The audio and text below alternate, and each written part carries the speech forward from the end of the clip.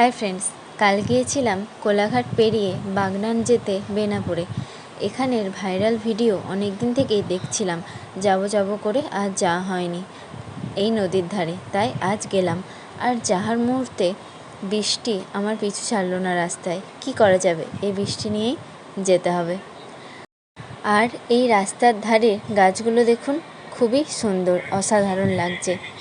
সবাই এখানে ফ্যামিলি নিয়ে এসেছে, নদীর ধারে এসে বসে খাওয়া দাওয়া করছে আর সময় কাটাচ্ছে। সত্যি খুবই সুন্দর জায়গাটা।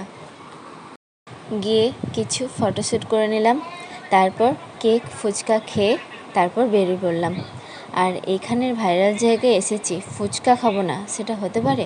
তবে ফুচকাটা সেরকম মতন ছিল না, সে যাই হোক।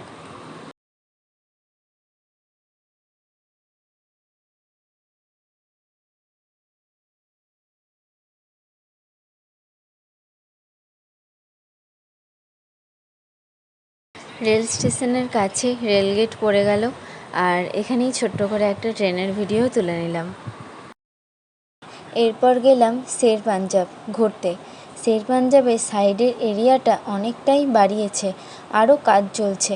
কিছু রিলস ছবি তুললাম, আর একটা মহাদেবের মন্দিরও করেছে, কিন্তু ছবি ভিডিও কোনো কিছু অ্যালাউ নয়, তাই মন্দিরটারই ছবি তুললাম। আর এর এক সাইডে রাখা আছে অনেকগুলো ঘোড়া। আমি আজ থেকে 2 বছর আগে গিয়েছিলাম, তখন এগুলো এত সব কিছু হয়নি। তো চলুন, দেখা হচ্ছে পরের একটি ভ্লগে।